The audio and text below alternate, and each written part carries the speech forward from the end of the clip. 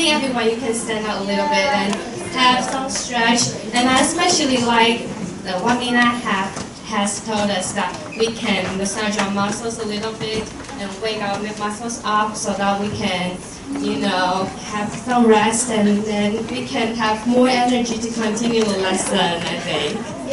Yeah, and maybe it's okay for you to close your eyes and meditate a little bit because there is really a lot of brain formation coming to our brain today, and I'm thankful for every classmate to share that with us. Okay, so are you ready? Yeah, if you want to sit, just ask Dana at that time, ask of you when she feels like standing. I think it's okay. So if you want to stand, you can continue standing. If you want to sit down, you can have a seat. Okay, and my name is Dolly, and I'm from嘉義永慶Senior High School. And I have to be very honest that I try to put cooperative learning in teaching English to my 7th graders, but they are so energetic and lively and naughty that they got out of control. Yeah, so I got angry, and I decided to slow down a little bit and wait until the right moment to put more activities to the class. So thankfully that my 9th graders, they are more willing to cooperate with me. And you can take a look at the table of contents. I will start with my teaching plan. When I was teaching lesson 5 of Hanling textbooks, we learned about teenage problems. And so one student asked me that, excuse me, do students in Canada have a lot of tasks and homework? And I said, well, it depends, maybe not as much as you Taiwanese students do. So I Googled on the internet about teenage problems, and I found that teenagers around the world share some similar problems. So my aims are to help students talk about their own problems, and to develop their listening and speaking skills, and to develop problem-solving skills. And there are 9th graders. I divide them into 10 groups. And some common teenage problems include assignment, friends, grades, self-esteem, exams, and bullying. And this is my lesson development. Step number 1, I play a video called Top 10 Struggles of Being a Teenager. And I have to say that the words, so they speak so fast that students cannot catch every word, but they can try to guess from the videos and from the content. So I pause and play and pause to explain some words students aren't familiar with. And it's really interesting that I use the 5 questions. Do you notice that they have the same problems as you do? And how do they deal with that? And how will you try to deal with those problems? And then step number 3, I let students to talk about their own problems with their group members. And step number 4, students read the problem every group is given and discuss possible solutions. I Googled some about 10 questions on the internet, and every group is given a different teenage problem. So they have to, the problems include like peer pressure, schoolwork, parental issues, maybe their parents are having a divorce, or relationship with loved ones, and they are very interested in that because that is really related to their life. And then step number 5, I let them write down their ideas on the worksheets, and I ask them to come to the blackboard and share with everyone. And they cannot go really deep into that, but at least I get them thinking. As for my action research, it doesn't really go as well as I have thought, but at least I'm trying. And I think it's really great to arouse students' interest in learning English because they told me that English class also always goes so fast. They want to have more English classes, and that's very inspiring for me. And then to improve students' listening and writing skills, and I hope that they are able to work in pairs and groups. So I use more cooperative learning and think, pair, share strategies most of the time. And some students told me that they feel they don't need to, stay in the classroom and listen all the time and learning all by themselves. They're very happy that they can cooperate and discuss with other classmates. And they feel especially relief when they found that their classmates have the same problems about the schoolwork, and they don't feel afraid to come to me and ask me. Yes. And I pay more attention to the vocabulary part because I think it's the start. It's the start of every lesson. So I want them to listen and repeat after the CD, and then they can work individually in pairs or with a group to develop vocabulary words into syllables.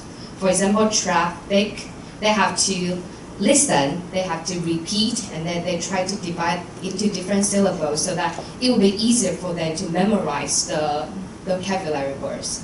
And then I will draw straws to decide who will write down the answers on the blackboard. Draw straw 抽签. Yes.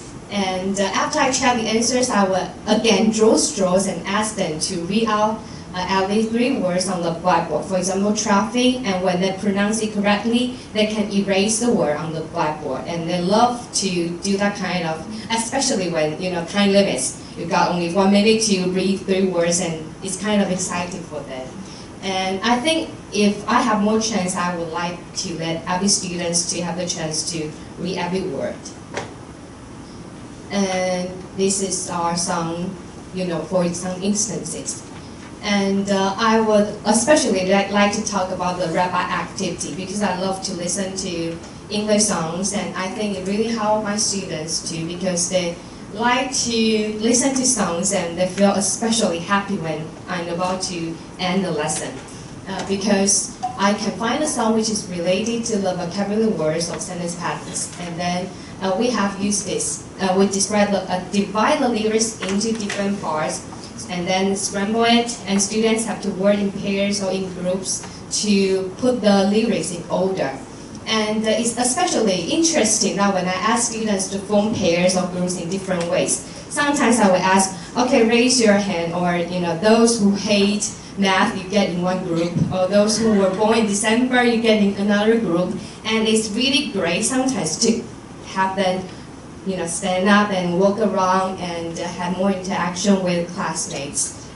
And after we check the answers together, we watch the music video. And I think it would be better if I can get all the students to sing the song together. And these are the list of the songs that I have used this semester. Some songs are really old. They say, oh, come on, how old are you? And some songs are really popular that they are very excited about it. And I think it's also great for me to keep listening to new pop songs, and some lyrics are really beautiful, and there are even some words that I don't understand or I don't know before. Yeah, so if you're interested, you can listen to the songs. And more activities. I would especially like to talk about the third one, exchange postcards with students from Spain. Thanks to SFU, I got the chance to meet a great group of teachers from Spain, and we exchange our emails. And after that, some teachers are willing to cooperate with me, and I get students to introduce things about themselves, about our Taiwanese culture. Yes, and we successfully send the postcards to them, and we take the pictures, and they are really excited when they got Instagram messages from students from Spain. So they got our postcards. I'm so excited. Finally, I think the English is really important. Yeah, and I think, wow, yeah, that's a great start for me. And at least they are more willing to learn that language is really important and helpful, and they want to meet friends. And these are some of the worksheets that I don't really spend a lot of time designing. I just Google it. I think Google is a great tool for everyone. And self-assessment. Every time when I come to a part that everybody start looking at this and I don't think it's going right, I will pause because I remember that Mina told us that we should provide enough wait time for students to take a deep breath or to review a little bit. And I will use this assessment because it's easier. I ask them, so tell me how much do you know about the lesson? If you show this, it means that I can do this, I'm ready to move on. If you show this, like, oh, maybe okay, but I may need more practice. If you show this, means that, oh, sorry, I don't understand at all, I need help. And it's great for them to do these gestures because they do that in front of me. They don't feel embarrassed at all. And when I found that maybe most of the kids are not doing well, and I would stop and go back a little bit.